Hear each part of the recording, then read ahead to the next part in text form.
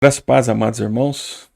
Desejo a todos os irmãos uma boa noite. Que Deus abençoe, que Deus edifique e fortaleça a todos os irmãos em Cristo Jesus.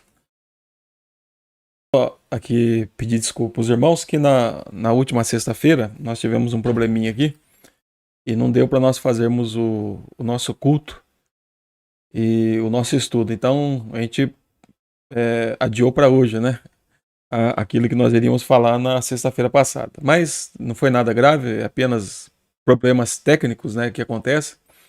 Mas está tudo bem, graças a Deus. Então, desejo a todos os irmãos uma boa noite, que Deus abençoe a todos. E a minha oração e o meu esforço aqui é para que Deus nos edifique, nos amadureça e nos dê a graça de crescermos mais no conhecimento de Cristo Jesus e também da vida cristã. Lembrando os irmãos que nós estamos estudando a carta aos Hebreus e praticamente nós estamos chegando aqui já no último capítulo da carta, né? Hoje nós vamos estudar do verso 11 até o verso 17 e praticamente terminando aqui então essa série. Lembrar os irmãos que o nosso alvo não foi fazer um estudo exaustivo da carta aos Hebreus, até porque se fosse assim o tempo iria ser bem maior e nós iríamos levar algum tempo aí, mais de um ano para poder estudar a carta, né?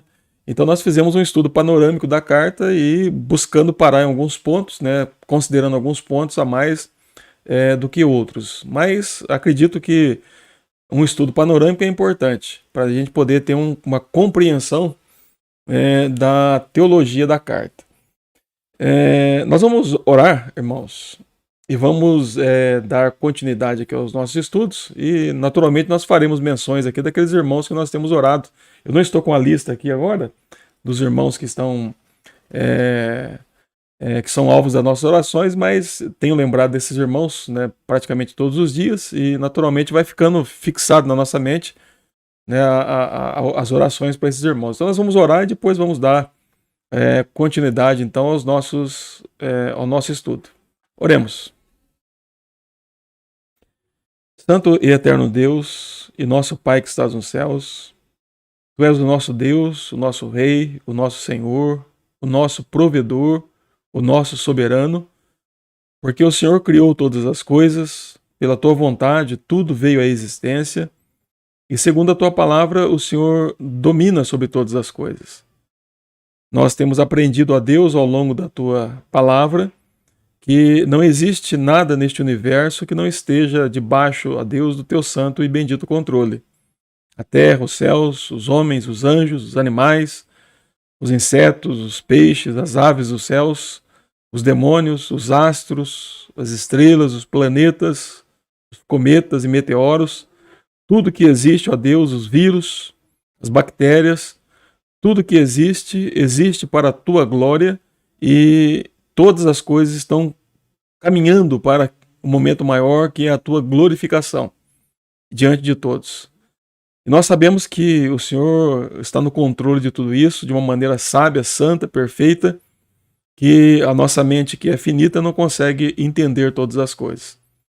E é por esta causa, ó Deus, que nós nos conduzimos ao Senhor em oração. Por saber que do Senhor vem todo o nosso sustento, todo o nosso socorro, conforme a Tua palavra nos ensina. Nós temos colocado na Tua presença, Senhor nosso Deus, os nossos irmãos em Cristo que passam por alguma dificuldade. Por isso, ó Deus, lembramos do nosso irmão Saulo, da sua saúde, Senhor nosso Deus, pedimos que o Senhor continue abençoando ele e, segundo a Tua vontade, restaurando e dando condições para ele poder passar por esses momentos difíceis, mas sabendo que Tu és um Deus presente, que cuida, que ampara em todos os sentidos. Também nós oramos pela nossa irmã Leda, pedimos que o Senhor continue confortando, consolando o coração da Tua serva e também dos seus filhos e netos, que a Tua graça e misericórdia continue confortando e consolando e principalmente a Tua presença. Também nós oramos pela nossa irmã, a dona Elisiária, que vai passar por uma cirurgia, Senhor nosso Deus, que as Tuas mãos continuem sobre a Tua serva, fortalecendo, amparando e guardando, e também os médicos que forem operá-la, Senhor Deus, que também sejam usados pelo Senhor. Lembramos do Enzo, Senhor Deus, que também deve passar por uma pequena cirurgia, que as Tuas mãos poderosas continuem sobre o Teu servo, cuidando e amparando ele, no seu crescimento físico e também espiritual. E oramos por toda a sua família. Oramos também ao nosso Deus pela vida do nosso irmão Elias, da esposa dele, que estão lá em Goiânia. Que a tua graça, misericórdia continue sobre a saúde, sobre a vida dos teus servos, ó Deus, amparando, consolando e confortando a vida desses irmãos em Cristo Jesus. Também nós queremos lembrar do seu Paulo, da dona Antônia, que passa por tratamento, ó Deus, e que no devido tempo também deve passar por uma pequena cirurgia, que a tua graça, misericórdia esteja sobre eles, guardando e amparando. Peço pela vida do meu pai, da minha mãe, pelo meu sogro, que enfrenta algum problema de saúde, de Senhor nosso Deus, que a tua graça, misericórdia, continue abençoando, ó Deus, e fortalecendo a vida deles em Cristo Jesus, e segundo a tua vontade também a vida física. Lembramos da nossa irmã Jaciara, também da dona Nilza, Senhor nosso Deus, que o Senhor continue abençoando essas tuas servas e dando a saúde, restabelecendo a saúde delas de acordo com a tua vontade. Também oramos pelo seu Francisco, pelas suas dores, ó Deus, na coluna, que também a tua graça e misericórdia esteja com ele. Lembramos também ao nosso Deus da Neuci, que também a tua bondade e misericórdia esteja sobre a vida dela, Senhor nosso Deus, e restaurando, segundo a tua vontade, a saúde da tua serva. Nós também lembramos da Maria Valentina, ó Deus, que também está enferma, e lembramos da Andressa, que também a tua bondade e misericórdia esteja sobre a vida dela, a vida da Maria Valentina, também do Arthur e do Bergson, ó Deus, que o Senhor dê sabedoria e graça para que eles possam passar por esse momento e assim também, ó Deus, restabelecendo a saúde da Maria Valentina. Lembramos da dona Nair, do seu Vicente, lembramos também da vida do seu Aragão, da esposa dele, que as tuas mãos poderosas e santas estejam sobre a vida desses teus servos. Também oramos pela saúde da nossa irmã Mara, que também, ó Deus, a tua providência bendita esteja restaurando e curando a vida da tua serva. Senhor nosso Deus, nós pedimos ao Senhor que, acima de tudo isso, o Senhor seja glorificado em nossa vida. Que nós tenhamos um conhecimento maior do Senhor e que mesmo diante dos problemas de saúde e de dificuldades que nós passamos, que não seja essa a nossa prioridade, mas que seja o conhecimento do Senhor. Que seja, ó Deus, o estreitamento da nossa comunhão com o Senhor, que seja o desfrutar da tua presença santa na nossa vida e cada vez mais, ó Deus, te conhecer mais e mais conforme a tua palavra nos ensina. Senhor, que esses momentos difíceis não sejam momentos de tristeza para os crentes, mas que eles possam compreender na Bíblia que temos que ter motivo de alegria quando passamos por várias provações, sejam elas problemas de saúde, problemas financeiros que podemos ter, problemas de outras ordens que venham de alguma maneira nos testar, mas que sejamos firmes, ó Deus, e convictos que o Senhor é o Deus que age por meio de todas as coisas, para o bem daqueles que amam ao Senhor e daqueles que são chamados segundo os teus decretos. Senhor, nos dê a graça agora de estudarmos a tua palavra, de compreendermos a tua palavra e pedimos que o teu Santo Espírito aplique em nossos corações a tua palavra.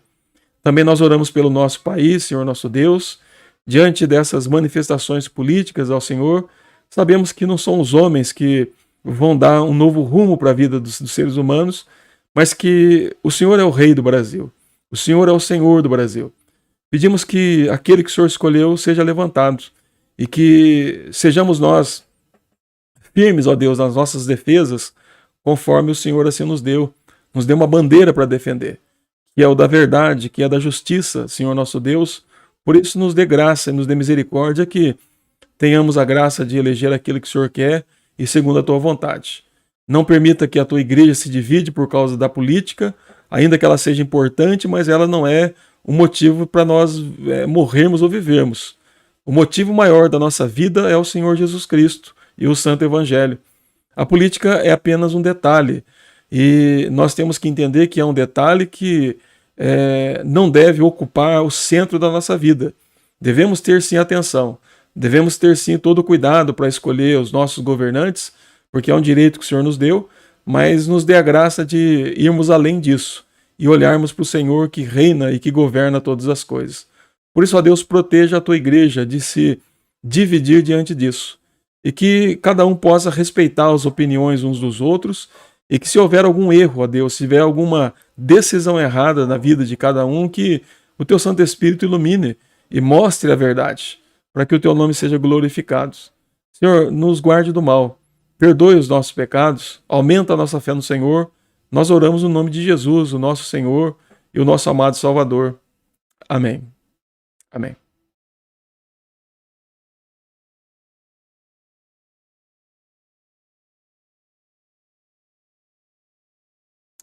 Amados irmãos, tendo orado, buscado a direção de Deus, na certeza que o Espírito Santo há de nos iluminar, nós vamos então ler o texto e vamos fazer então algumas considerações importantes aqui do texto que nós estamos lendo. Então nós paramos aí no verso 11 do capítulo 12 de Hebreus e vamos ler do verso 11 até o verso 17, que ainda continua falando sobre disciplina, que diz assim: toda disciplina com efeito, no momento não parece ser motivo de alegria, mas de tristeza. Ao depois, entretanto, produz fruto pacífico aos que têm sido por ela exercitados, fruto de justiça. Por isso, restabelecei as mãos descaídas e os joelhos trôpegos, e fazei caminhos retos para os pés, para que não se extravie o que é manco, antes seja curado. Segui a paz com todos e a santificação, sem a qual ninguém verá o Senhor. Atendendo diligentemente, porque ninguém seja faltoso, separando-se da graça de Deus, nem haja alguma raiz de amargura que, brotando, vos perturbe, e por meio dela muitos sejam contaminados. Nem haja algum impuro ou profano, como foi Esaú, o qual, por um respaldo, um repasto, vendeu o seu direito de primogenitura. Pois sabeis também que, posteriormente, querendo herdar a bênção, foi rejeitado, pois não achou lugar de arrependimento, embora com lágrimas o tivesse buscado. Que Deus assim nos abençoe. E é sobre isso que nós vamos então falar um pouquinho hoje, sobre a importância da disciplina bíblica. A importância da disciplina bíblica. Primeiramente, irmãos, nós estamos vivendo um período que parece que disciplina é uma coisa soa meio estranho no nosso ouvido. As pessoas, de modo geral, elas não gostam de ser repreendidas, contrariadas. Tem pessoas que não gostam de ser contrariadas, né? Não gostam de ser repreendidas.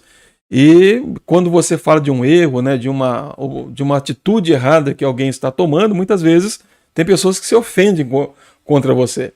Agora, embora isso seja mais intenso nos nossos dias, isso não quer dizer que... Só um instante, irmão.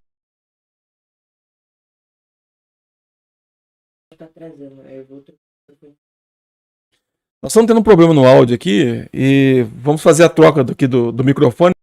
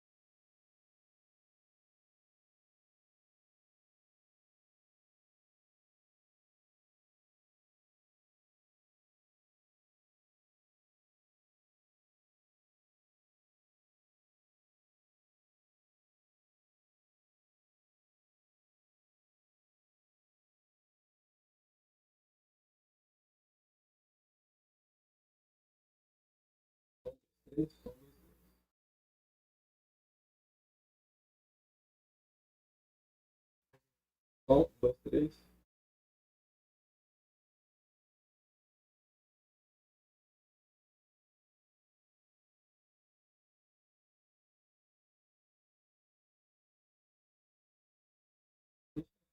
Só um, dois, três.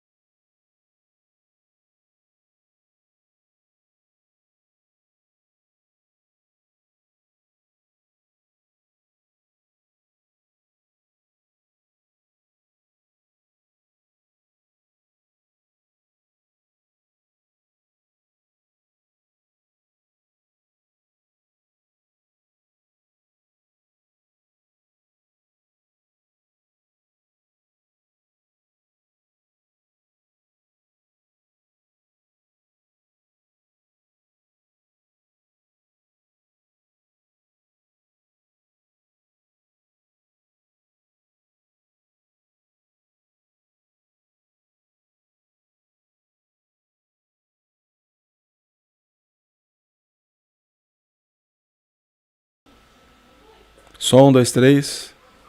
Som, dois, três.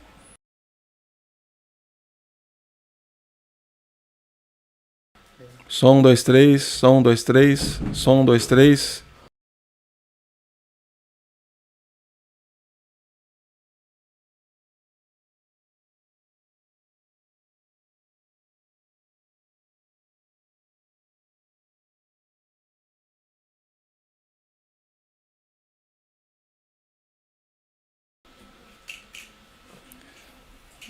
Aqui não voltou. Olá, irmãos. Tivemos um probleminha aqui com o nosso microfone, então pode ser que ele atrase um pouco aí a explicação, né? Então tivemos um probleminha aqui. Os irmãos desculpem aí pelo imprevisto. É algum probleminha técnico aqui que está tendo e a gente não está sabendo bem ainda mexer aqui. Então eu peço desculpa para os irmãos. Então se houver algum tipo de atraso aí, os irmãos desculpe porque algum probleminha aqui que tá dando, tá bom? Nós vamos continuar aqui então falando sobre a importância da disciplina bíblica.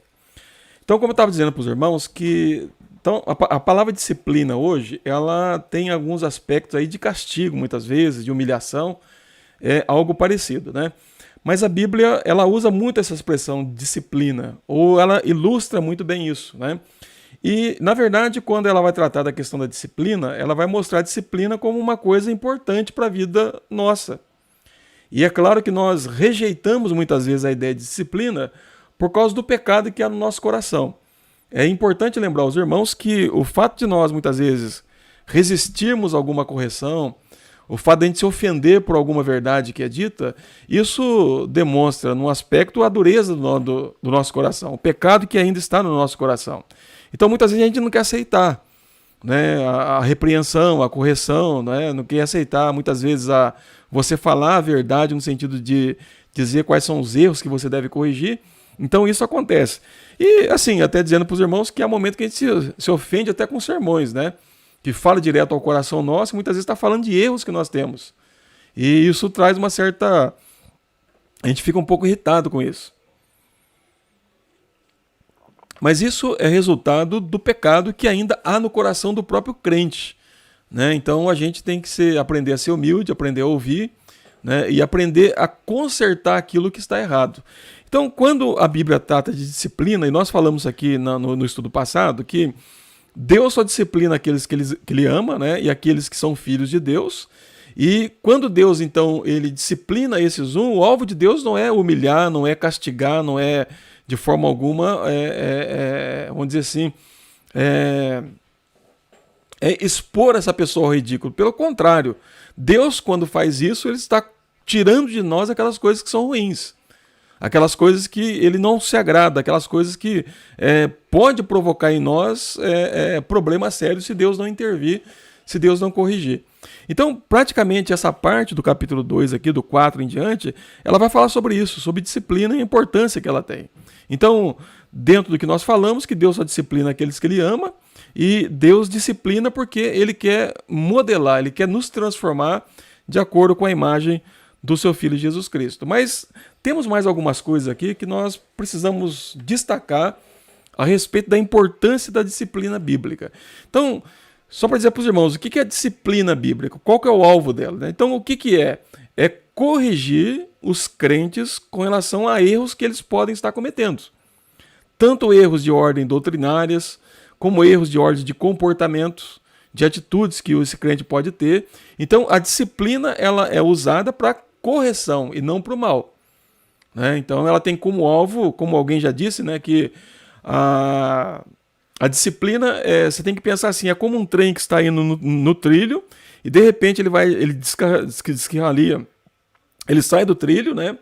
E depois então alguém vai lá e coloca no trilho de novo.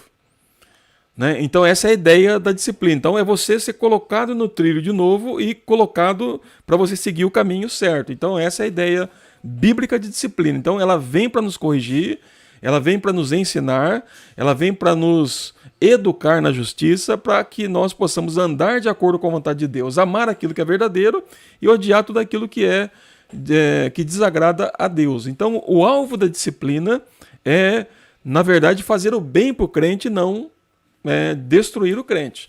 Então, por exemplo, quando você é corrigido com amor, com sabedoria e pela verdade para um outro irmão, é um tipo de disciplina que está ensinando você coisas que talvez você não compreendeu claramente. Então, quando alguém fala, olha, essa linha de pensamento não é boa, e você mostra biblicamente por que não é, ou o comportamento que a pessoa tem não é um bom comportamento, e você mostra biblicamente como é, então você está disciplinando alguém.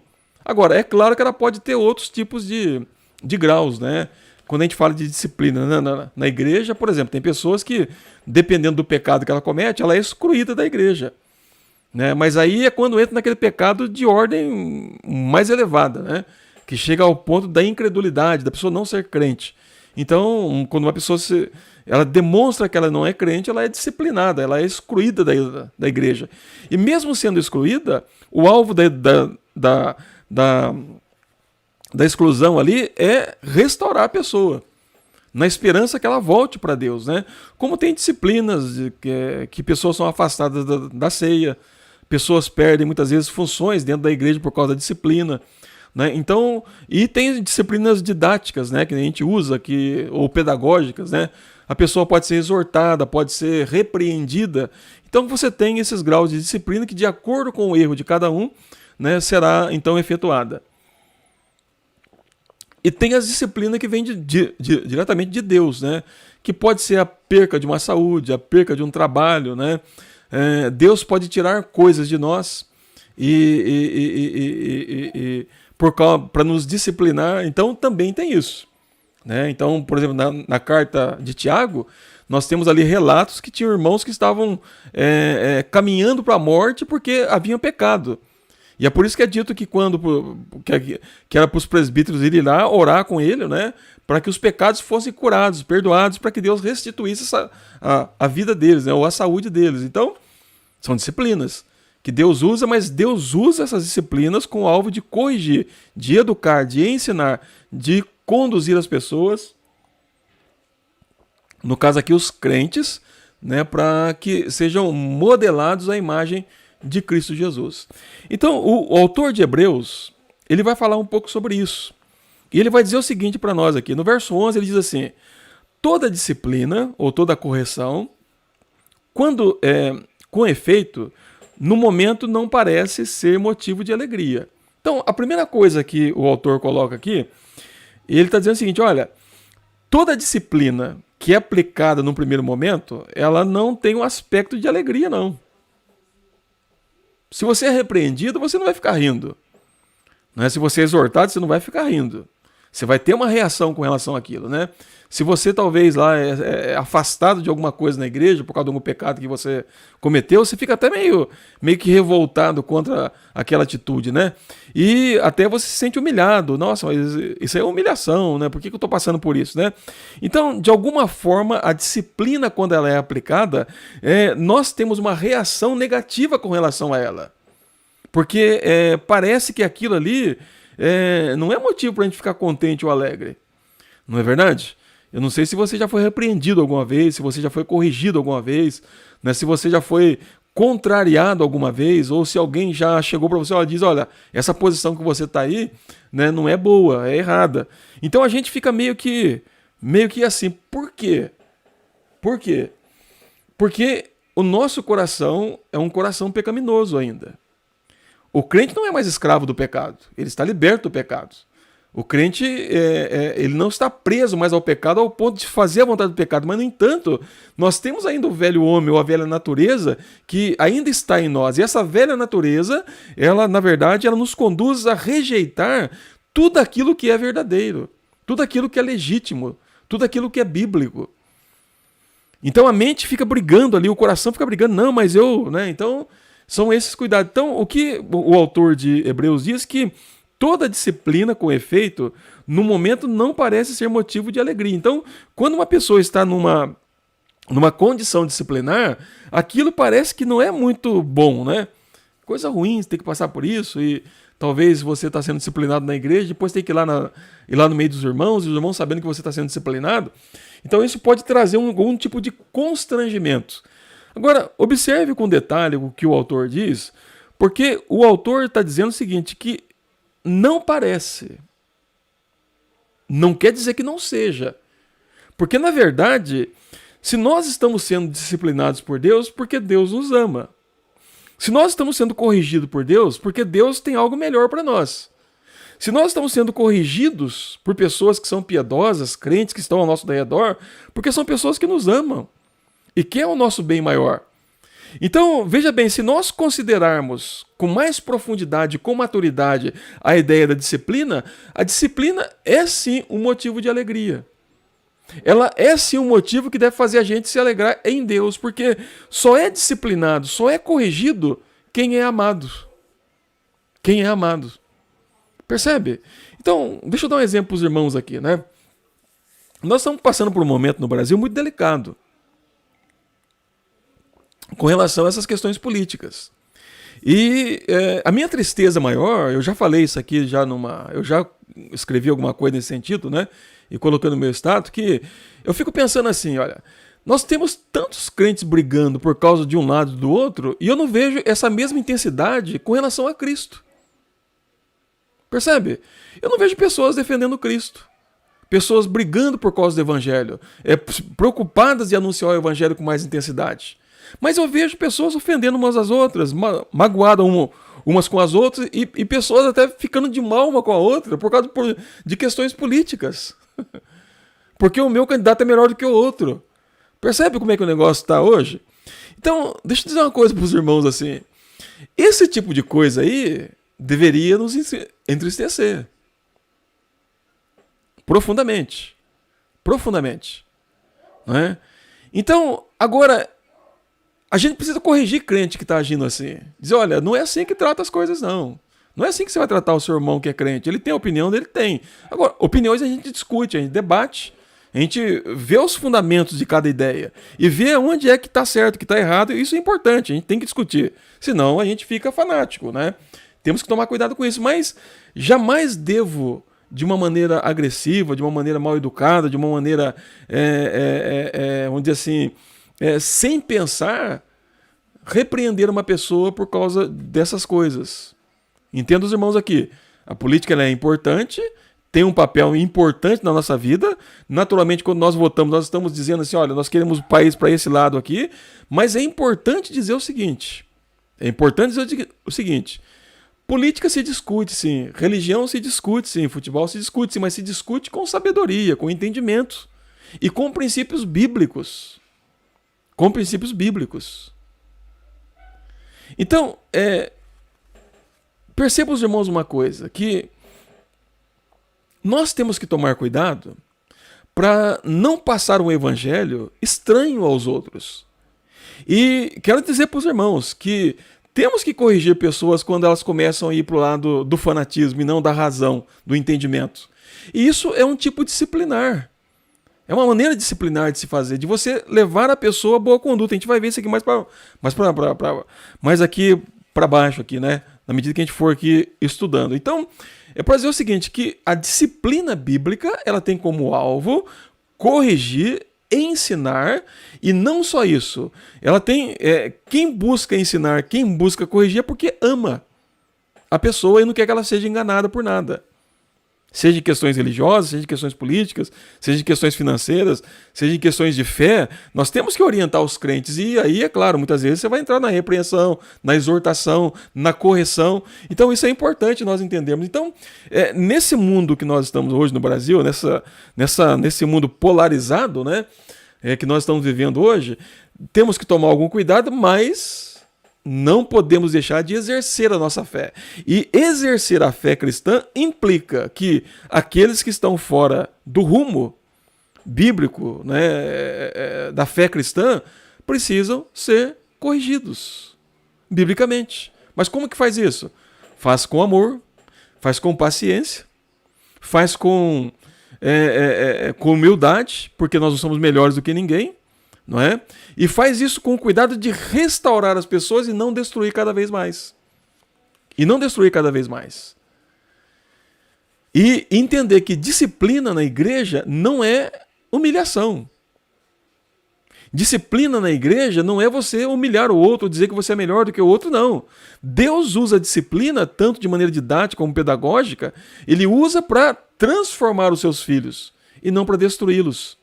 E aqueles que são crentes verdadeiros são disciplinados por Deus quando erram, porque são alvos do amor de Deus.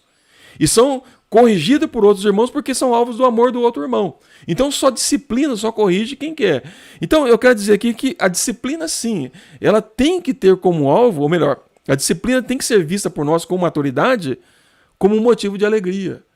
Se Deus está me corrigindo, é porque Deus me ama. Se tem outros irmãos que vêm me repreendem, me ajudam a ver o erro, é porque esses irmãos me amam. Percebe, irmãos? Não é questão de humilhação, não é porque é melhor, não. E é importante que tenhamos irmãos que nos ajudem a ver os erros, porque nós não somos absolutos, não é? Então, e a rejeição muitas vezes da disciplina é porque o nosso coração ele ainda tem um restante de pecado que quer nos levar a achar que aquilo que Deus ordenou é errado. Então o autor diz que, num primeiro momento, ela não parece motivo de alegria, porque ela está nos corrigindo, mas ele diz aí no versículo de número 11, mas de tristeza. Ao depois, entretanto, produz fruto pacífico, aos que têm sido por ela exercitados, fruto de justiça. Então veja que ele diz que, num primeiro momento, parece que ela traz tristeza. Então é claro, se Deus me disciplina tirando a minha saúde, Deus me disciplina tirando um bem que eu tenho, Deus me disciplina tirando algo que eu gosto muito, ou eu sou repreendido, corrigido, né, exortado por alguém, ou mesmo a igreja me disciplina, então isso pode provocar uma certa tristeza em mim.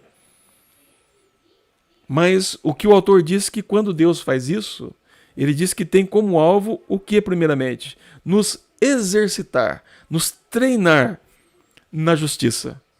Ensinar o crente a ser justo, a ser íntegro, a ser santo, a ser a semelhança de Cristo Jesus.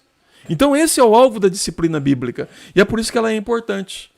Por isso que temos que continuar como crentes, cada um exortando uns aos outros, orientando uns aos outros, corrigindo uns aos outros, mostrando verdades bíblicas. E é importante dizer isso aqui porque nós estamos falando de disciplina bíblica. Quando nós falamos de verdades, irmãos, nós temos que conduzir as pessoas a entender a verdade pelas Escrituras. Fundamentar de acordo com a Bíblia. Porque tem uma coisa que nós crentes não fazemos, é contrariar a Bíblia. Percebe? Nós podemos discordar de ideias e tudo, mas quando chega no campo da Bíblia, o crente verdadeiro, ele diz, não, a Bíblia tem razão. Eu posso até não concordar, mas a Bíblia tem razão e eu obedeço a Bíblia. Eu me lembro que no seminário a gente tinha muitas discussões teológicas, né? E lá é natural porque está enfervescendo na cabeça da gente ali, né?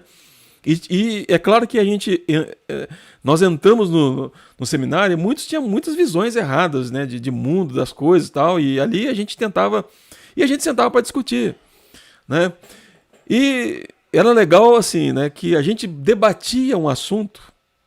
E é claro que um ficava mais nervoso e um não concordava com o outro, mas quando a gente ia para a Bíblia e dizia, olha, a verdade é essa aqui, todo mundo se curvava e concordava. De fato, eu estava equivocado. Deixa eu dizer uma coisa para os irmãos.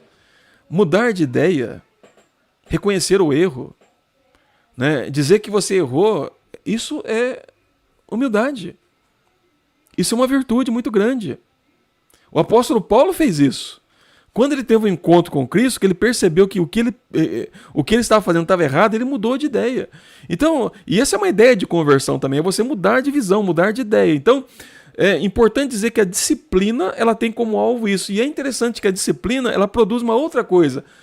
Paz. Paz. Porque o erro traz confusão. O pecado traz impaciência, traz perturbação. Mas quando nós somos corrigidos, disciplinados por Deus, e nós somos colocados no trilho, ou nos trilhos, o nosso coração fica em paz. Percebe? E quando nós somos treinados biblicamente na justiça, isso produz um fruto grandioso na nossa vida. Né? Que nós chamamos aqui frutos de sermos mais parecidos com Cristo Jesus. Então veja que o autor diz aí que toda disciplina, né, com efeito, no momento não parece boa, né, não parece ser motivo de alegria, mas de tristeza. Mas ele diz, contudo, né, depois, entretanto, quando ela é aceita e nós nos submetemos a ela, o que ela produz em nós? Né, o fruto pacífico produz paz e não só isso, também produz frutos de justiça. Então, meu irmão, minha irmã, deixa eu dar um conselho para você, bíblico. Né? Se tem um irmão no erro, corrige. Com amor, com temperança, com paciência, com brandura, com humildade também. Corrige esse irmão, oriente ele. E isso é um tipo de disciplina. Mostre para ele o erro, mas fundamente biblicamente, de acordo com a vontade de Deus. Porque se for crente, muda. Todo crente verdadeiro, ele muda. Ele quer servir ao Senhor. Ele quer buscar a vontade de Deus, todo crente verdadeiro. Então, quando você... lembre disso. Então, disciplinar alguém é isso. Mas se você, por algum pecado, foi disciplinado na igreja, não fique desanimado com os presbíteros, não. Com o conselho da igreja, ou bravo com o conselho, não. Se a disciplina foi bíblica e foi justa, se curve a isso. É Deus usando esses homens para corrigir-nos. E não é porque os presbíteros e pastores são melhores, não. Pastor e presbítero também estão sujeitos à disciplina. Não é? Então é importante dizer isso, que a disciplina ela tem como alvo nos aperfeiçoar e não nos humilhar. Né? Não nos, vamos dizer assim, vamos dizer assim, não produzir em nós, desculpe, irmãos, pela garganta, e não produzir em nós um efeito negativo, é um efeito positivo. Né, de nos tornarmos mais a semelhança de Cristo Jesus. Então, o primeiro ponto aí que o autor coloca, então, é que a disciplina, ela deve ser sim um motivo de alegria, porque só é disciplinado por Deus e por aqueles que estão juntos quem é amado. Quem é amado. Então, agora é claro que essa disciplina, quando um faz com o outro, né, tem que ser feito com certo cuidado. Né, como eu falei, com amor, com mansidão, com paciência, não tentando ser dominador das pessoas, porque hoje tem essa questão de querer dominar a mente dos outros, não é bom isso. Você precisa mostrar para as pessoas, biblicamente, o que é verdadeiro, o que Deus gosta, o que Deus não gosta, e qual o caminho que nós temos que seguir. E o que Deus se agrada ou não se agrada. Mesmo quando a gente vai corrigir os nossos filhos, amados irmãos, nós temos que corrigi-los assim, olha, você tem que chamar o filho lá. Se você vai disciplinar com a vara, fala, você vai ser corrigido com a vara porque você pecou contra Deus. E esse pecado que você cometeu contra Deus, Deus não se agrada. E por ser seu pai ou sua mãe, eu estou te corrigindo para que você não faça mais isso. Não ofenda mais a Deus por tudo que Deus tem feito por você. Deus mandou o filho dele, o filho dele foi humilhado no seu lugar, sofreu escárnio, foi pregado em uma cruz, foi morto por causa do seu pecado. E você ainda quer amar o pecado? Percebe como é que você faz? Não é? Então é assim e assim também somos nós adultos, né? Quando você vai corrigir o irmão que é crente, né, que está errado, então você tem que mostrar, olha, você está cometendo pecado contra Deus. E por que você está pecando contra Deus? Veja bem, né, o que Deus fez por você e você faz isso ainda. Então, irmãos, a disciplina ela tem como alvo produzir paz no coração e ela tem como alvo produzir fruto de justiça. Eu posso parafrasear isso aqui dizendo o seguinte, que o alvo da disciplina é nos tornar a semelhança de Cristo Jesus. Agora deixa eu perguntar para você, com quem que você quer ser parecido? Né? Com o mal ou com Cristo Jesus? Então se submeta à disciplina. Uma outra coisa aí que nós temos, que está no verso 12, diz assim: por isso, restabelecei as mãos descaídas e os joelhos trôpegos. Irmãos, deixa eu dizer uma coisa para os irmãos aqui. O diabo, ele é muito astuto. E o diabo, ele costuma colocar nas mentes dos crentes o seguinte: olha, se está acontecendo isso com você é porque Deus não te ama. Você é um crente tão dedicado e você não tem reconhecimento dos outros? Deus não te dá reconhecimento? Olha, Deus te humilhou quando ele fez aquilo ali, ó. Né? Olha, você foi disciplinado lá na igreja. Aí o pastor vai lá na frente e ainda fala para a igreja que você foi disciplinado. Né? Olha, isso aí é vergonhoso, né? Veja que a igreja fez o mal para você. Você ainda continua nisso aí? Então o diabo vai jogando coisas na cabeça da pessoa. E se o nosso coração não estiver bem tratado, a gente começa a aceitar a sugestão, é verdade, né? O pastor não é tão bom assim, e os presbíteros também não. E eles vão me disciplinar? Meus irmãos da igreja, ninguém me defendeu. Ninguém falou a meu favor. Por quê? Percebe como é que o diabo é astuto? E Deus, né? Nossa, eu sou tão assim, sou tão assíduo na igreja, né? As minhas atividades aqui eu faço sempre, estou orando ao Senhor. Deixa eu dizer uma coisa para os irmãos, isso é muito perigoso. O diabo faz isso na nossa cabeça. Se nós não tomarmos cuidados. Se nós não atentarmos para o que a Bíblia diz, que Deus só disciplina quem ama, nós vamos achar que Deus não nos ama. E a Bíblia diz que ama. Tanto é que o texto diz assim: porque o Senhor corrige a quem ama e açoita a todo filho a quem recebe. Ou seja, então, irmãos, se nós não soubermos lidar com a disciplina, nós podemos cair nisso que o autor está dizendo aqui. Olha, podemos ficar desanimados, podemos até paralisarmos na vida cristã. Ah, não vou fazer mais nada, não vou orar, não vou mais ler a Bíblia, porque eu fui disciplinado. Eu fui disciplinado. Talvez é melhor beber, ir para as festas, né? Porque lá o mundo lá, tá todo mundo vivendo sem disciplina e tão feliz, né? Agora eu estou aqui na igreja servindo o Senhor e estou sendo disciplinado. Veja lá o autor do Salmo 73, né? Eu fico pensando assim, olha, o autor do Salmo 73, eu acredito que ele era um bom pai. Ele era um bom marido. Ele era um homem trabalhador, que pagava as contas dele certinho. Ele era um homem que ele ia ao culto, ele assistia os cultos lá no templo, né, quando tinha que ir. Ele era um homem que, creio que ele lia as escrituras. Ele era um homem piedoso. Então ele era um homem, lá do Salmo 73. Mas é bem provável que ele estava passando por algumas dificuldades na vida.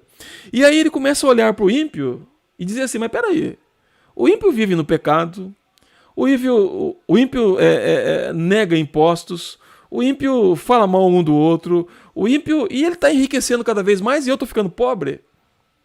Ele vive ali, parece que ele não tem problemas. Reúne com os amigos dele, come, bebe, tem bons médicos, tem plano de saúde, e eu estou aqui ganhando pouco, mas peraí. E ele ficou pensando nisso, veja bem, era um homem crente. E graças a Deus porque o Salmo 73 foi escrito. Para mostrar que aqueles crentes não eram diferentes de nós, porque tem vezes que nós pensamos isso. Mas o texto diz que até que ele entrou na casa do Senhor e ele percebeu qual é o fim do justo e qual é o fim do ímpio. Não é? E na verdade, irmãos, não existe felicidade verdadeira na vida do ímpio. Não se engane. Tudo aquilo que você vê nas mídias aí é tudo fachada. A infelicidade. Porque se as pessoas fossem felizes de verdade, por exemplo, elas não caluniariam as outras. Elas não falariam mal umas das outras. Elas não ficariam inventando mentiras umas das outras. Percebe? Elas não se dirigiriam a outras pessoas com palavrões, com calúnias, não é? Com ódio. Porque pessoas que são felizes, elas não vão agirem assim. Então, quando você vê aí o ímpio aí naquela faixa de dando risada, de tudo bonito, é mentira. É mentira. Eles estão ardendo de ódio, de inveja, de intriga no seu coração. Agora, uma pessoa feliz, ela não deseja mal de ninguém. Ela não calunia ninguém. Ela não difama ninguém. Ela não fica aí procurando defeitos para poder falar dos defeitos. Não, irmãos. Percebe como é que o negócio é? E nós vemos hipocrisia nessas políticas, não é verdade? Quantas pessoas hipócritas que estão sorrindo ali, dizendo, olha, temos um futuro melhor, que negócio todo. É mentira. É mentira. Somente Deus e ninguém mais do que Deus pode fazer isso. Então, o que o diabo pode fazer? Ele pode te iludir e dizer que você está sendo injustiçado por Deus e pelos seus irmãos. Pelos seus irmãos. Olha, eu não vou citar nomes aqui, porque não é o caso, né? Mas e a gente pode cair nisso, né? Paulo diz que quem está de pé cuide para que não caia. Eu me lembro de irmãos amados, né? Que graças a Deus mudaram, mas de eu saber que foi disciplinado, aí liguei para esse irmão para orar com ele, para conversar com ele sobre o assunto, né? Olha, cometeram injustiça contra mim, fizeram isso, que tal. Aí eu fui perguntando para ele, falei, meu irmão, mas quem é que fez isso? Foi eles ou foi você? Ah, fui eu. Mas quando você fez, você tinha ciência que você estava errado? Não, eu tinha. Né? Então ele confessou tudo, falei, mas então por que o outro é culpado? Percebe? Mas por que ele estava pensando aquilo? Porque o diabo estava colocando coisas na cabeça dele. E é por isso, irmãos, que quando uma pessoa é disciplinada, a gente não pode se afastar dela, a gente tem que estar junto. Para que ela não seja alimentada por Satanás que, olha, cometer injustiça. Não, a gente tem que estar ali junto, porque o irmão que foi disciplinado é importante para ele como para nós também. Mas nós não podemos abandonar essas pessoas. Olha, temos que estar junto, orando com elas e mostrando, nós te amamos, estamos aqui porque nós queremos o bem de você. Porque o diabo pode conduzir-nos a pensar errado a respeito de Deus, a respeito dos irmãos e da igreja. E achar que o mundo é mais interessante do que a igreja. Camarada, no mundo não tem disciplina. E é por isso que o mundo está como está aí. Ó. A violência, a marginalidade, a bandidagem, a mentira desenfreada. Não é? Então, o autor, sabendo disso, ele diz, por isso, restabelecei mãos descaídas, desanimadas, e joelhos trôpegos, ou seja, a pessoa está titubeando, né? Ela está ali, e agora, vou, não vou, mas está acontecendo isso comigo, né? Estou com esse problema aqui. Olha, irmãos, se Deus está aperfeiçoando você para a justiça, se Deus está te modelando a imagem de Cristo, então levante a cabeça e mesmo diante da situação difícil, glorifique a Deus, honre a Deus e entenda que o que Deus está fazendo é o bem para você. É o bem para você. Então não permita que os problemas te desanimem, pelo contrário, olhe para frente, olhe para Deus. Deus é o nosso Rei, Deus é o nosso Senhor, Ele é o nosso Pai. E se Ele me ama, então eu tenho que me animar e não desanimar. Então o autor diz, olha, levante as mãos. Peraí, o que o autor está dizendo é o seguinte, olha, por isso então, se o alvo da disciplina é produzir fruto pacífico e também fruto de justiça, ele diz, então, diante disso, irmãos, levante as suas mãos desanimadas. Corrija o seu joelho, se coloque de pé, se coloque firme. Não, peraí, Deus está fazendo bem para mim. Deus está fazendo bem para mim, não mal. E não mal. E é por isso que a disciplina tem que ser bíblica, de acordo com as escrituras. Então, e aí ele diz aí, em vez de você ficar aí tropeçando, pensando no mundo, ele diz no verso 13, e fazei caminhos retos para os pés, para que não se extravie o que é manco, antes seja curados. Ele está usando aqui uma linguagem, né, que hoje, se você usar isso aqui no dia a dia, as pessoas vão dizer que você é racista, desrespeitoso, né? Só para os irmãos verem onde que nós chegamos, né? E o que falar da Bíblia? A Bíblia está usando aqui um exemplo de quase que uma pessoa que é aleijada. Ela está usando esse simbolismo para dizer o seguinte, olha, por isso, olha, então fazei caminhos retos para os pés, para que não se extravie o que é manco, antes seja curados. O que o autor está dizendo aqui, irmãos, usando esse exemplo? O autor está dizendo o seguinte, olha, diante da disciplina de Deus, procure o que é reto, o que é justo, o que é verdadeiro, o que é santo. E não desista da santidade. Porque se você tropeçou e você machucou o seu pé e agora você ficou manco, a disciplina está curando esse tropeço que você deu. A disciplina está corrigindo aquela quebradura que você teve. A disciplina está trazendo novamente os seus nervos, a sua carne, os seus músculos a voltar àquilo que era antes, o melhor, fortalecendo o seu físico. Então, observe aqui que ele usa o exemplo para dizer o seguinte, que ao errarmos, nós podemos machucar a nossa vida espiritual, mas a disciplina bíblica, o que ela está fazendo? Ela está curando, ela está restaurando onde nós erramos.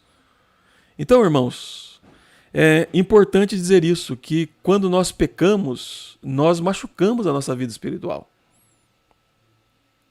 Nós podemos machucar, ou melhor, podemos criar feridas que possam nos aleijar espiritualmente. Agora, quando Deus manda disciplina, qual que é o alvo dela? É de curar, é de restaurar, é de alinhar-nos a verdade e a justiça. Então ele diz, procure caminhos retos. Procure os caminhos retos da verdade, da justiça, bíblicos. É isso que ele está dizendo aqui, olha. Né? Então ele diz aí, fazei caminhos retos de justiça. Essa expressão caminhos retos aqui, irmãos, é a ideia de justiça, de integridade. Ter uma vida íntegra diante do Senhor, uma vida justa, uma vida de piedade, de santidade, não de perfeição, porque ninguém vai ser perfeito aqui. Mas uma vida que busque, de fato, a imitação de Cristo, Jesus. E não usar do desânimo, estão me humilhando para pecar mais, porque aí a ferida pode aumentar. Pode aumentar. Né? Eu conheci uma pessoa que ela teve um problema no coração, e aí então ela foi fazer os exames e detectou o problema. E o médico, então, passou alguns remédios para essa pessoa e eu deu algumas orientações para ela. Falou, olha, faz isso, porque dá tempo de corrigir ainda, né? Muito bem, a pessoa saiu dali, por um tempo tomou o remédio, né? Depois viu que estava bem. Aí um desses mentores espirituais aí que não conhece de Bíblia, disse para ela o seguinte, olha, pega esse remédio e joga, porque Deus te curou. A pessoa jogou o remédio. Não voltou a falar com o médico, jogou o remédio. Tá bom, o efeito do remédio foi passando, o problema foi voltando, a pessoa insistiu, achando que Deus tinha curado mesmo, e assim por diante, aí passou tempo até que um dia a pessoa não aguentou mais, né? O problema dela foi tão grave que daí ela precisou ser internada. E, por incrível que pareça, foi o mesmo médico que estava lá no dia da internação e foi fazer os exames. Aí perguntou para a pessoa assim, você é aquela pessoa que eu fiz isso? Exatamente.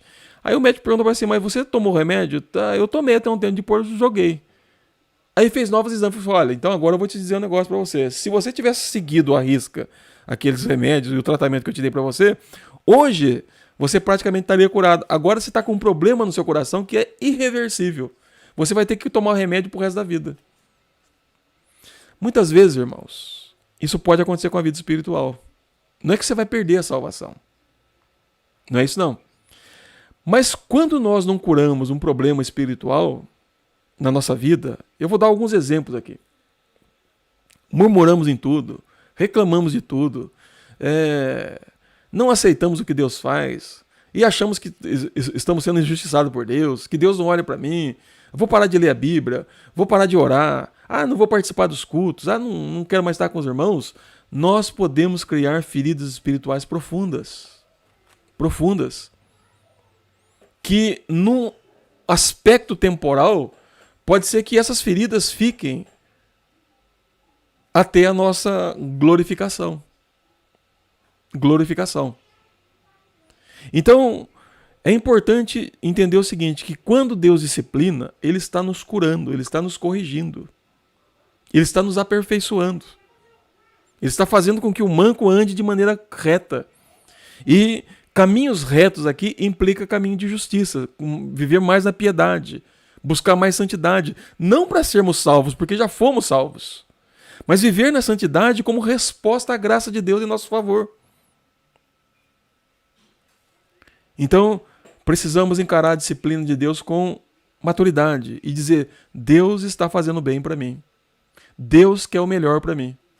E aqueles que estão do meu lado, eles querem o melhor para mim. Então é assim que devemos encarar a questão da disciplina. Mas ele continua aí, né? A disciplina, ela produz outras coisas aí, né? Então ela, além dela nos ensinar, nos dar paz, ela também nos ensina a justiça, ela nos ensina a caminhar em caminhos retos, né? Ela nos cura, ela cura as feridas que o pecado produz na nossa vida espiritual. Mas também tem outro ponto aí, ele diz no verso 14: segui a paz com todos e a santificação, sem a qual ninguém verá o Senhor. Irmãos, o que é seguir a paz com todos? Veja que o autor está falando de uma série de coisas lá em cima. Ele está dizendo que a disciplina produz justiça, ela produz pacificação, ela cura, né, segundo o que nós temos aqui. Por isso, então, temos que viver vidas santas, né, para que a ferida não aumente, mas ela seja completamente, né, curada. E aí ele diz: segui a paz com todos e a santificação.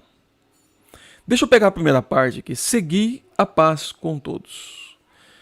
Veja bem, irmãos. Seguir a paz com todos não é aceitar tudo. Não é concordar com tudo. Não é abaixar a cabeça para tudo. A paz que o autor está dizendo aqui é que ela tem que ter como parâmetro, ela tem que ter como guia a verdade. Então, quando eu vou pacificar com alguém, eu não vou pacificar pela mentira, pela falsidade. Eu vou pacificar, eu vou seguir a paz por meio da verdade e não por meio da mentira. Percebe? Então, veja bem, estar em paz com os outros ou buscar a paz com os outros não é a qualquer custo não, viu? Não é abrindo mão, não é isso não. Por exemplo, eu fico de bem com você se você negar o evangelho. Não vou negar. Eu vou ficar em paz com você se você não usar a Bíblia. Então eu vou usar a Bíblia. Então o esforço aqui de promover a paz não é de qualquer jeito, de acordo com a mentira. Não é isso não. É de acordo com a verdade. De acordo com a verdade. E com a verdade bíblica, que vem de Deus.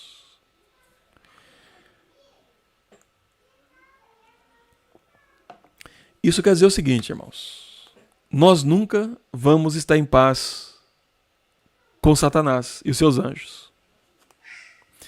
E nós nunca vamos estar em paz com ímpios que seguem a Satanás. Percebe?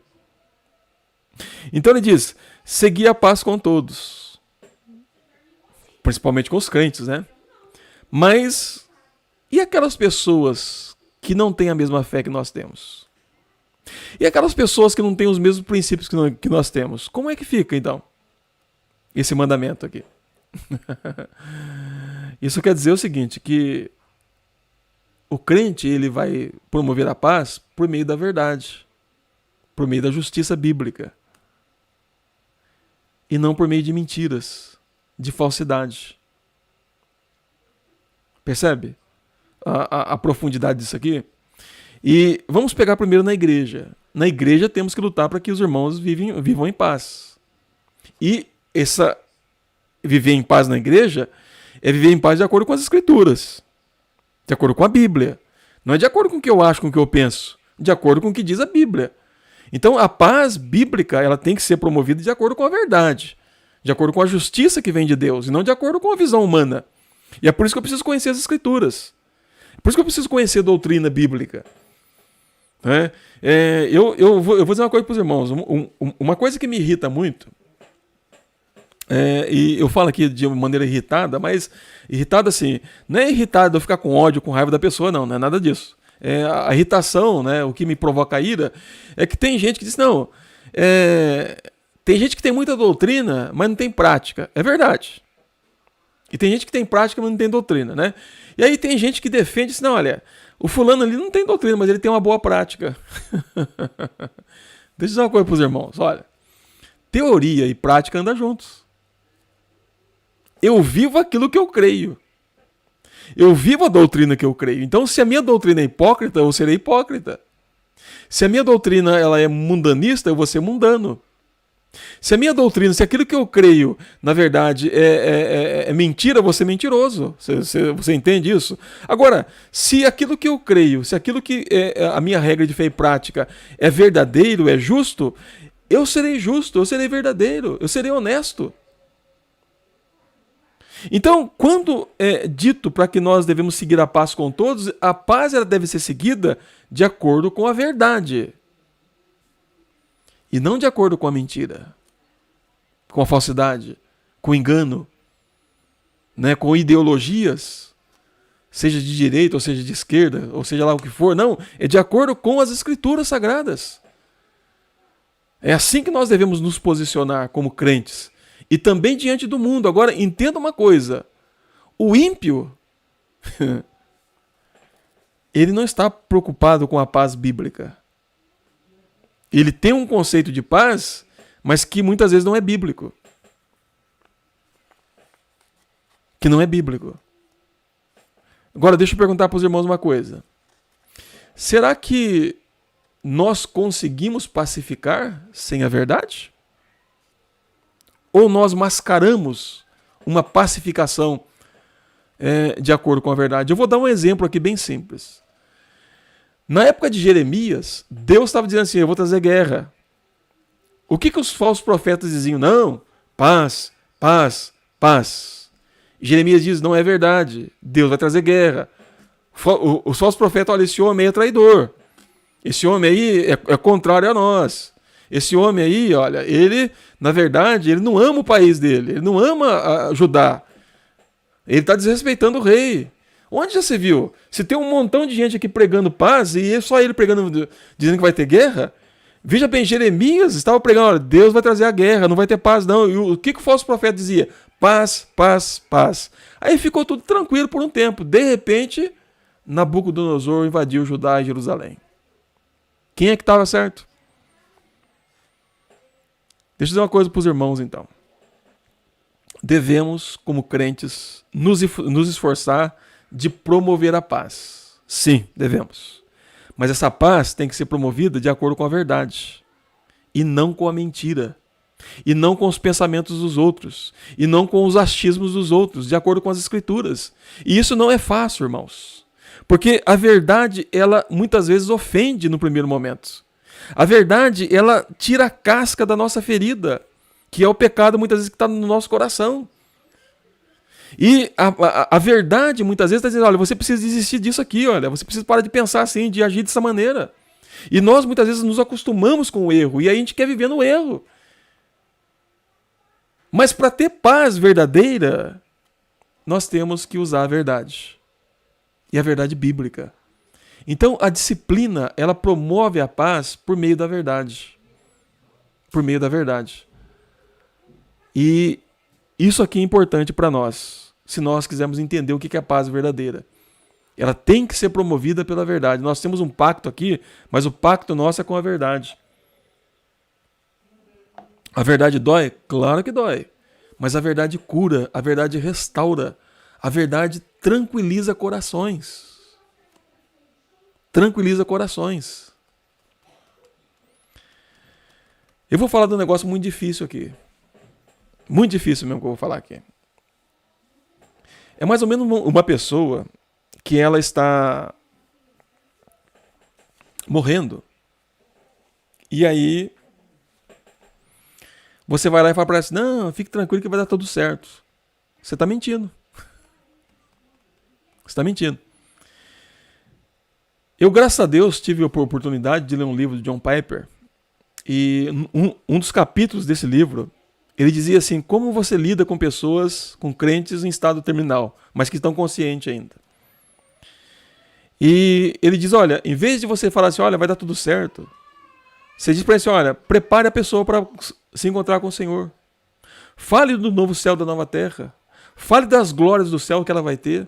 Mostre que ela vai encontrar com o Criador, com o Senhor dela, e que ela agora vai viver sem problemas, sem dificuldades. Ao invés de você falar assim: não, vai dar tudo certo, fique tranquilo. Os irmãos percebem como é que é a questão? E ele fez isso no ministério dele. E ele dá testemunho que as pessoas ficaram em paz. Ficaram contentes, mesmo sabendo que estavam partindo, eles não ficaram, oh, não, pelo contrário. Elas reagiram positivamente. Então, meu irmão, a paz bíblica, ela precisa ser promovida pela verdade. Você está sofrendo, meu irmão? Então tá bom. Deus está usando sofrimento, então, deixa eu dizer para você, se Deus estiver te disciplinando, é porque Ele te ama, Ele te quer bem. Se Ele estiver te provando também, o Tiago diz, tem de motivo de muita alegria passar por várias provações. Porque também Deus está te aperfeiçoando e te corrigindo, te moldando a semelhança de Cristo. Então, fique feliz por isso. Fique contente por isso. Porque Deus está fazendo em você algo maravilhoso, te modelando a imagem de Cristo Jesus. E não o contrário. Ah, coitadinho, você não podia passar por isso. Olha, você ajuda muita gente, né? Agora passa por isso? Não faça isso não. Porque senão você pode conduzir a pessoa a pecar contra Deus.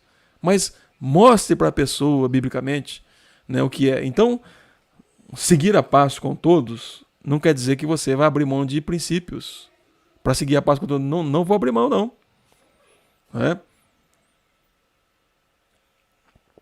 Eu preciso me apegar à verdade para promover a paz verdadeira. E ele diz, e a santificação, porque ele fala assim, sem a qual ninguém verá o Senhor, e eu vou parar aqui. Né? Então, a ideia é a seguinte, siga a paz e a santificação. Por quê? Porque sem santificação, ninguém verá o Senhor. Irmãos, eu vou terminar aqui, mas antes eu quero considerar o texto. Santificação é um processo de purificação. Nós estamos tirando de nós o pecado. Nós chamamos a santificação, né, de duas maneiras. Né, uma santificação que já foi feita e é definitiva, e aquela santificação que nós chamamos de uma santificação progressiva. Ou seja, nós vamos sendo aperfeiçoados nesse mundo até quando nós chegarmos na glória, sermos glorificados pelo Senhor. Mas é uma santificação que Cristo já fez. Cristo nos purificou de todos os nossos pecados, segundo o que a Bíblia diz. E é por isso que nós podemos entrar na presença de Deus, porque quando a gente entra lá, nós somos protegidos por aquilo que Cristo já fez por nós. Nós somos purificados dos nossos pecados e fomos santificados das nossas impurezas, das nossas imperfeições. Então, o sangue de Cristo, a obra de Cristo, nos purificou definitivamente disso. Mas como nós estamos aqui ainda no mundo, existe um lado da santificação agora aqui que nós chamamos que é um lado de progresso. Ela tem um progresso. Nós vamos sendo aperfeiçoados à imagem de Cristo Jesus. Ou seja, a santificação no sentido de buscar ser mais piedoso, mais parecido com Cristo Jesus, de nós dominarmos os nossos desejos, colocando a nossa ansiedade, os nossos vícios, né? Vamos dizer assim, tudo aquilo que me leva a pecar contra Deus, a gente vai dominando isso e vai sufocando isso, matando isso, tirando isso do nosso coração. Então, abandonando a mentira, abandonando a falsidade, os ciúmes, a inveja, a calúnia, a maledicência, a reclamação, a incredulidade, não é? a prostituição, a avareza, a glutonaria, os vícios. Então, nós vamos sufocando isso de nós. Né? Então, isso é a chamada santificação progressiva. Desculpem. Nós vamos dia a dia sufocando o velho homem que é em nós, não permitindo que o velho homem tome conta de nós. O meu temperamento é forte, então você domine ele. O meu temperamento é fraco, domine ele. Eu sou mais ou menos, domine-se mais ou menos, seja legítimo, seja verdadeiro, seja imitador de Cristo Jesus. Então, a santificação progressiva é uma obra que nós fazemos juntos com o Espírito Santo. Houve uma que somente Cristo pode fazer. purificando os nossos pecados, nos limpando as nossas manchas, né? Então nos purificando de todo mal, de todo pecado, de toda impureza. Mas essa progressista aí, ou essa progressiva, ela é feita com a ajuda do Espírito Santo. E por isso que nós usamos os meios de graça, o estudo bíblico, não é? A meditação nas Escrituras, jejum e oração, como a gente tem falado aqui, a comunhão com os irmãos, corrigindo uns aos outros de acordo com as Escrituras, para que a gente seja aperfeiçoados à imagem de Cristo Jesus. Então, isso nós temos que buscar. E o autor diz que sem isso, nós não veremos Deus. Há dois aspectos de ver a Deus aqui. Há um aspecto definitivo, que nós vamos contemplar o Senhor na glória, conforme está lá no Apocalipse 21, né, que nós estamos diante do novo céu e da nova terra. Mas há um aspecto, irmãos, que Jesus trata no Sermão do Monte. E a ideia é a seguinte: ver Deus no sentido de entender como Deus trabalha em nós, ver Deus agindo na nossa vida também. Porque o pecado endurece o nosso coração. E quando o pecado endurece o nosso coração, a gente vai atribuir muitas coisas à nossa vida. Mas isso aí foi fulano, foi o demônio, foi esse fulano que fez isso e aquilo. E não ver Deus agindo e nos aperfeiçoando até em momentos difíceis. Percebe? E esse ver Deus aqui também implica em comunhão com Deus, intimidade com Deus. O crente, seja na saúde, seja na doença, seja na riqueza ou seja na pobreza, né? Seja na vida ou seja na morte, ele anda e ele vê Deus caminhando e agindo nele todos os dias. Então, se nós quisermos contemplar a Deus tanto na glória quanto agora, nós precisamos responder isso com uma vida santa e uma vida piedosa. Mas a piedade bíblica, ela tem que ser de acordo com as Escrituras. Por isso que a disciplina é bíblica, de acordo com as Escrituras sagradas, de acordo com a palavra de Deus. Então, meu irmão e minha irmã, nós vamos parar aqui hoje e voltamos novamente a falar sobre isso. Deixa eu perguntar para você, quem você quer ver? Deus ou o diabo? Quem você quer seguir? A Deus ou o diabo? Quando você olha para o ímpio e fica admirando da vida do ímpio, você está dizendo para quem você quer ver e quem você está vendo. Mas quando você ama a justiça, quando você ama a verdade, quando você pratica a verdade, você busca essa santificação bíblica, uma busca de uma vida piedosa, de uma vida que quer abandonar tudo aquilo que é errado, você está olhando para Deus e você está vendo Deus. Porque o texto diz, sede santos, porque eu sou santo. Sede santo, porque eu sou santo, diz o Senhor. Então, meu irmão e minha irmã, a disciplina tem como alvo nos promover a paz no nosso coração. Ela tem como alvo nos ensinar a justiça e produzir frutos de justiça. Ela tem como alvo estabelecer a nossa vida espiritual e nos curar de todo mal espiritual. Ela tem como alvo ensinar-nos a traçar caminhos retos, verdadeiros, né, e que agradam ao Senhor. Ela tem como alvo promover a paz entre irmãos e buscar a paz com outros, mas de acordo com a verdade. Ela tem como alvo nos purificar cada vez mais. E ela tem como alvo nos mostrar cada vez mais Deus, o Senhor. Quem é o Senhor? A pureza que Ele tem, a glória que Ele tem, a majestade que Ele tem, né? O resplendor que Ele tem. E com certeza, quando eu vivo mais piedosamente, os meus olhos espirituais e, num certo sentido, até físicos, eles começam a ver mais Deus, contemplar mais o Senhor Jesus, amar mais a Deus, amar mais o Senhor. Deixa eu perguntar para você uma coisa. Você já tem um tempo de vida cristã. Você tem amado mais a Deus? Você tem visto mais a Deus? Você tem contemplado mais a majestade de Deus? Você tem admirado mais o Senhor? Ou você tem regredido na vida cristã? Então, meu irmão, minha irmã, a disciplina bíblica tem esse alvo, a glória de Deus e nos levar a deleitar e a desfrutar da glória do Senhor por toda a eternidade. Que Deus vos abençoe, meu irmão, minha irmã, que Deus vos dê uma boa noite e que Deus vos edifique no Senhor. Amém.